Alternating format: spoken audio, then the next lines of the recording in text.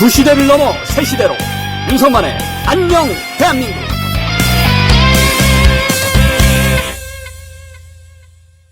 시청자 여러분 안녕하십니까. 윤석만의 안녕 대한민국 6월 9일 아침 방송 시작하겠습니다. 자, 여러분 지난 주말 잘 보내셨습니까? 역시 주말에도 대한민국의 정치 뉴스는 많았습니다. 그중에서 아마 주말 시간 동안 저의 개인 채널, 그러니까 성만TV를 보신 분은 아실 텐데요. 황당한 일이 좀 있었습니다. 그러니까 뭐였냐면 말이죠. 제가 김문수 후보가 윤 어게인 집회, 그러니까 서초동에서 열린 윤 어게인 집회가 토요일에 있었는데 김문수 후보가 집회 현장에서 목격된 사진을 보도하고 그것에 대해서 이제 논평을 드린 적이 있습니다. 김문수 후보가 국민의힘의 최종 후보였는데 윤어게인 집회에 참석하는 것은 부적절하다. 그런 메시지를 제가 토요일 날 저녁에 영상으로 찍어서 올렸어요. 그랬는데 근데 이제 흥미로운 것은 그 영상이 올라가고 한 1시간 정도 뒤에 댓글 공격이 시작됐습니다. 저는 뭐 기자 생활을 이제 20년 했기 때문에 뭐 남이 저한테 댓글로 악플 다는 것에 대해서는 크게 신경을 쓰지 않습니다. 그런데 토요일 날 밤에 있었던 그 댓글 공격은 어떤 거였냐면 조직적으로 이루어진 거예요. 사실 뭐 영상이든 또 논평이든 뭐 자기가 생각하는 방향이 기사와 또 논평과 다르면 의견을 올릴 수 있죠. 그죠? 다양한 의견이 존재하니까 저는 의견을 올릴 수 있다고 생각을 하는데 문제는 말이죠. 거의 비슷한 똑같은 내용의 의견들이 한 20분 사이에 한 수십 개가 올라오는 겁니다. 그래서 그 영상에 댓글이 한 1200개 정도 달렸는데 그 1200개 정도 달린 영상에서 특정 시간대에 특정 내용의 댓글이 몰리고 순식간에 그 이상한 내용의 댓글이 베스트 댓글로 최상위로 올라가더라고요. 그래서 이게 무슨 일이지 싶어서 제가 다음날 좀 취재를 해봤습니다. 그리고 여러분들께서 제보를 해주셨고요. 제보를 해주셨는데, 자, 시청자 여러분, 누가 그런 것 같습니까? 그러니까 김문수 후보를 옹호하는 내용이에요. 크게 세 가지입니다. 김문수 후보를 옹호하고, 두 번째, 한동훈 대표와 한동훈 대표의 지지자들. 그러니까 대부분 우리 시청자 여러분이죠. 그들을 비판하는 내용. 그리고 세 번째, 메시지가 아니라 메신저를 공격해라. 그래서 저에 대한 공격. 그러니까 저에 대한 공격 뭐 나올 게 별로 없잖아요. 그러니까 그 중알보 제가 퇴사할 때 그때 무슨 뭐 징계받고 뭐 그 꼼수로 퇴사했다 이런 뭐 말도 안 되는 뭐 그런 이야기 해서 뭐 올린 거. 뭐 그런 식의 공격들이 쭉 줄을 이뤘습니다. 누가 올렸을까요? 저도 처음에는 뭐 리박스쿨이나 뭐 그런 데인 줄 알았거든요. 그런데 자, 제가 제보를 받은 내용들을 좀 확인을 해보니까 어떤 게 있냐면 김문수 후보가 이날 윤어게인 집회에 참석한 기사가 몇 군데 났어요. 뭐 많이는 안 났습니다. 몇 군데 났는데 그 몇 군데 그 기사 중에서 제가 한 기사를 가지고 면밀하게 살펴봤습니다. 그러니까 그 기사에도 제 영상에 했던 것처럼 똑같은 일이 벌어진 겁니다. 얼마 안 되는 짧은 시간 동안 댓글이 막 달리고 그 댓글이 베스트 댓글로 올라가는 거예요. 좋아요를 막 눌러가지고. 그래서 제가 토요일 날 살펴봤던 것 중에 일요일 아침이구나. 일요일 아침에 살펴봤던 것 중에 베스트 댓글이 1등부터 20등까지 거의가 다 제가 같은 내용인데 그 댓글을 쓴 사람들을 추적해봤어요. 그러니까 네이버 댓글 같은 경우는 과거에 썼던 댓글이 리스트로 뜨잖아요. 그래서 그 사람들이 어떤 댓글을 썼나 쭉 살펴보니까 저는 처음에 이분들이 김문수 후보의 오랜 지지자들인가 생각을 했거든요. 그런데 그게 아니에요. 그러니까 김문수 후보에 대한 지지, 뭐 찬성, 찬양글이 5월 말부터 올라오기 시작했습니다. 5월의 특정 어느 날부터 김문수 후보 지지를 하는 글들이 막 올라오기 시작했어요. 그런데 놀라운 것은 말이죠. 그 날짜가 언제냐? 5월 27일입니다. 5월 27일을 기점으로 김문수 후보를 지지하는 댓글을 막 쓰기 시작한 거예요, 그분들이. 그럼 5월 27일은 어떤 날이냐? 이낙연 전 총리가 김문수 후보를 지지 선언한 날입니다. 네, 예지희망님, 아주 날카롭게 지적 잘해주셨습니다. 저 집요합니다. 저 20년 기자 했는데, 당연히 팩트만 줬는 사람이에요. 다 따져보죠, 그런 거. 5월 27일을 기점으로 김문수 후보를 지지하는 댓글들이 확 늘었어요. 그럼 그전에는 어떤 글을 썼느냐? 그전에는 주로 이재명 욕하는 글을 쓰더라고요. 그리고 간혹간혹 나오는 게 이낙연 전 총리를 지지하고 막 찬양하는 댓글들을 썼습니다. 무슨 뜻이냐? 이낙연 전 총리를 지지하는 분들이 지금은 김문수 후보를 지지하는 댓글들을 쓰고 있다. 한 가지만 더 말씀드릴게요. 인터넷 카페 중에 유명한 여초 카페가 있습니다. 소 땡땡 땡땡 5글자입니다. 소 땡땡 땡땡. 이 사이트가 옛날부터 좌표 찍고 공격하는 그런 사이트로 유명했습니다. 전에는 이제 보통 이제 문바라고 많이 불렸죠. 근데 그 중에서 진화한 일부의 세력들이 이낙연 전 총리를 여전히 지지를 하고 있고, 여기까지만 말씀드리겠습니다. 자세한 내용은 뭐 성만TV에서 확인해 주시면 고맙겠습니다. 자, 제가 이 말씀을 드리는 이유는 뭐냐면, 지금 국민의힘의 당권 경쟁이 점입가경입니다.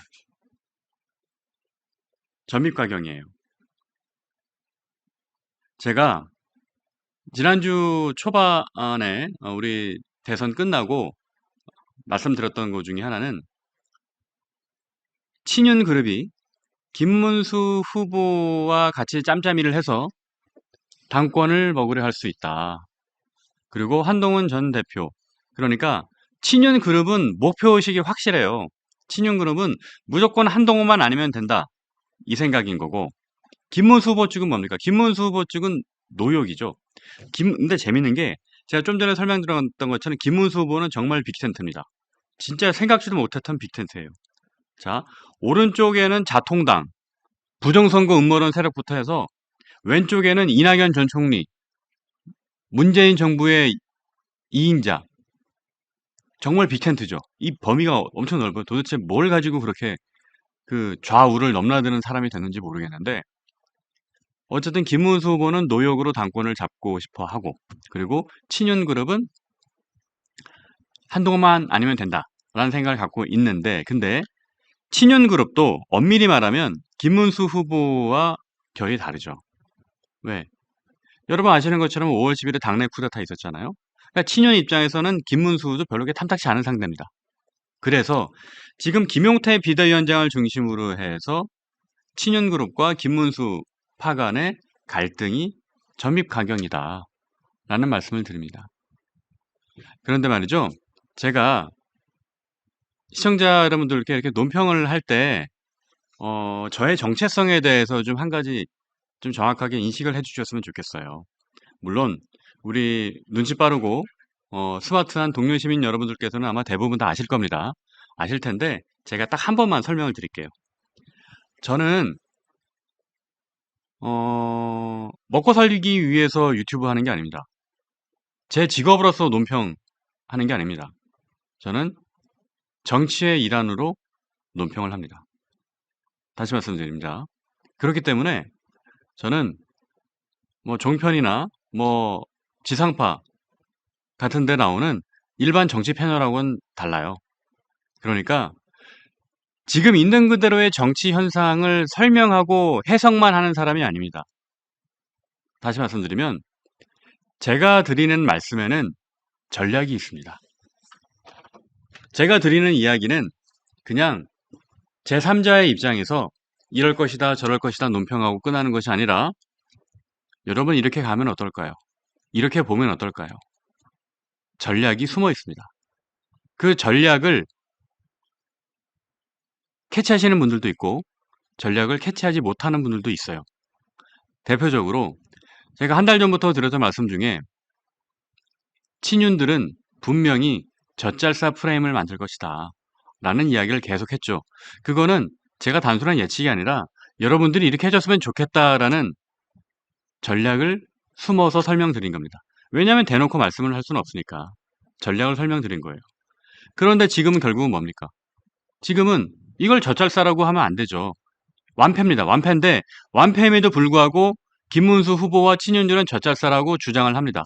그럼 그거에 대해서 우리는 뭐라고 얘기해야 됩니까? 완패다. 이게 어떻게 젖잘싸냐. 300만 표 가까이 차이가 나서 졌는데 이거는 완패다. 지금은 우리 그렇게 얘기를 해야 됩니다. 다시 말씀드릴게요. 요약해서. 제가 여러분께 드리는 말씀은 단순히 정치 현상에 대한 제3자적 입장에서 강 건너 불구경 하듯이 그냥 설명을 드리는 게 아니고요. 제가 드리는 이야기에는 전략이 숨어 있습니다. 그 메시지를 여러분께서 캐치해 주셨으면 좋겠습니다. 그러면 제가 지금 왜 김문수파와 친윤그룹의 당권 경쟁을 계속 얘기하고 있느냐. 자, 김문수파와 친윤그룹의 당권 경쟁은 사실 언론 뉴스에도 그렇게 부각이 많이 되진 않아요. 언론 뉴스는 주로 뭐라고 나와요? 친윤계와 친한계의 계파 갈등으로 나오잖아요. 그죠? 근데 우리는 친윤계와 친한계의 계파 갈등으로 당권 경쟁이 프레이밍 되는 것을 막아야 됩니다. 왜 그러냐고요? 본질적으로 생각을 해볼게요. 지금 이재명 정권에 출범을 했어요. 이재명 대통령이 정말 말도 안 되는 짓들을 하려고 합니다. 그러면 이재명 정권의 자랑무도한 그 행태를 막기 위해서는 누가 있어야 돼요? 이재명 정권을 비판할 수 있는 이재명 대통령보다 도덕적으로 깨끗하고 명분이 있고 소신과 철학이 뚜렷한 사람이 대표 얼굴이 되어서 국민의힘을 재건하고 국민의힘을 쇄신하고 국민의힘이 대한야당으로서 국민들로부터 진정한 지지와 박수를 받고 그렇게 굳건하게 보수가 새로 태어나야만 이재명 대통령을 적극 견제할 수가 있는 겁니다. 친윤, 나경원, 그 외에 또 누구 있으면 권영세, 윤상현, 김기현 이런 사람들의 얼굴로 이재명 대통령을 제대로 막을 수 있겠어요? 곧바로 내란 청산당해서 쓸려 내려가지? 그러면 김문수 후보를 얼굴로 해서 이재명 대통령과 제대로 맞설 수 있겠어요? 못하죠. 그러면 우리는 뭘 해야 됩니까? 국민의힘을 개혁하고 쇄신해야 됩니다. 다시 말씀드립니다. 국민의힘을 개혁하고 쇄신하고 이 당을 바꾸기 위해서 우리는 한동훈 전 대표를 영입하는 거예요. 자, 한동훈 전 대표 개인 입장에서 보면 지금 당권을 잡아서 뭘 하겠어요? 여당도 아니고 야당인데 이미 여당의 비대위원장과 장관까지 했었고 그런 사람이 야당의 당대표를 해서 그게 본인에게 무슨 시쳇말로 그게 무슨 스펙이 되겠습니까? 아니면은 그게 무슨 그 자리가 주는 그게 권력이 되겠습니까? 뭐가 되겠습니까? 한동훈 전 대표 입장에서는 말이죠. 만약에 이번에 당권을 갖게 되면 희생입니다. 국민의힘 소방관, 국민의힘 119가 되는 거예요, 또. 국민의힘이 자중질환에 빠졌으니까 그거를 구해주러 오는 거지. 한동훈 대표가 어떤 자리 욕심이 나서 야당 대표를 하겠다는 사람이 절대 아니잖아요. 자리 욕심이 없는 사람이잖아요. 그러면 우리는 뭘 해야 됩니까? 이재명 정권에 맞서 싸울 수 있는 제대로 된 보수정당 국민의힘 개혁 쇄신하기 위해서 한동훈 전 대표를 영입하고 모셔오는 겁니다. 우리는 그게 본질이에요. 그러나 언론들은 다 뭐라고 쓰고 있어요, 지금. 계파 대리전. 친한계와 친윤계가 당권을 놓고 계파 갈등을 벌인다라고 쓰고 있습니다. 언뜻 보면 맞습니다. 하지만 본질은 그게 아니죠. 본질은 제가 말씀드린 거잖아요.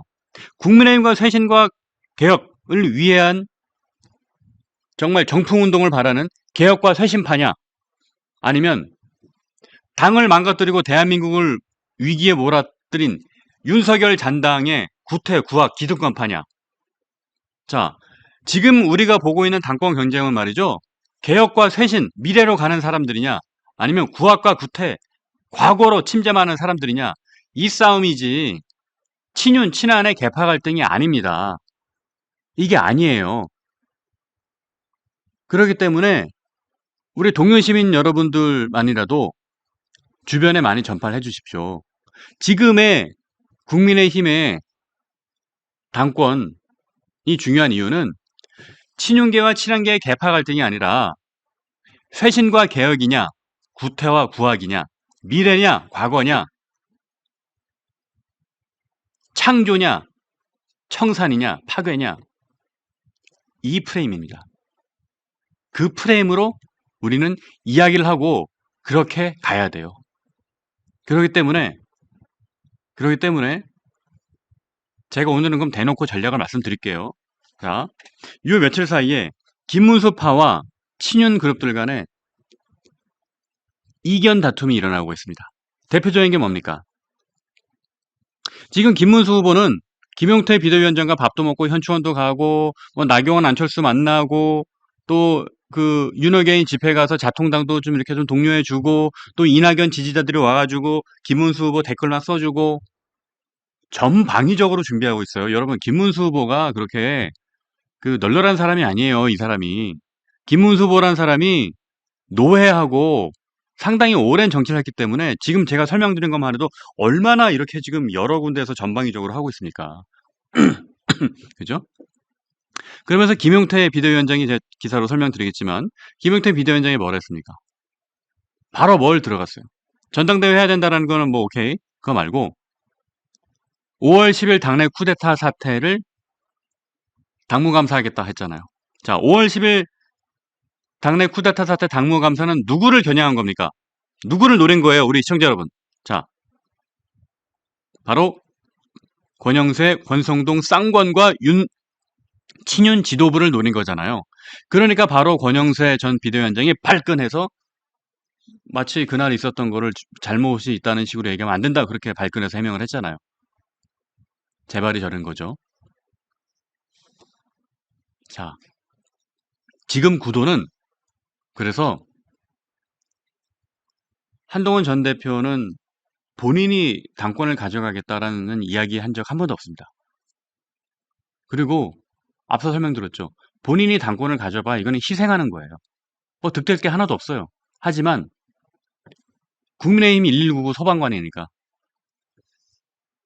국민의힘 지지자와 우리 보수 세력들이 보수의 정말 새로운 창조적 파괴를 위해서 한동훈 대표를 영입하고 모셔와야 된다. 이런 프레임으로 우리가 가는 거지. 오히려 당권을 먹겠다고 이전 투고 벌이는 사람들은 김문수파와 친윤인 거예요. 그죠? 그러니까 개파 갈등을 보이고 있는 것은 김문수파와 친윤이다. 정리할게요. 현재 당권을 놓고 개파 갈등을 벌이는 사람들은 김문수파와 친윤이다. 그럼 이들이 개파 갈등 하죠, 그죠? 서로 개파 갈등 할 겁니다. 이들은 어떤 보수와 국민의힘의 개혁을 위한 게 아니라 본인들의 당권, 권력을 위해서 개파 갈등을 하는 거예요. 자, 그럼 우리는 뭘 해야 돼요? 우리는 당의 쇄신과 개혁을 위해서 정풍운동을 계속 해나가는 거예요. 이재명과 맞서 싸울 수 있는, 대한민국의 미래를 설계할 수 있는 우리는 정풍운동을 해나가는 거예요. 그러다가 그저 당권을 먹기 위해서 이전 투구를 벌이는 개파 갈등의 양산자들, 친윤과 친문, 요들이 서로 개파 갈등하고 있을 때 우리는 정풍운동이라는 큰 프레임으로 나중에 이들을 핀셋으로 딱 집어내면 되는 겁니다. 이해하셨습니까?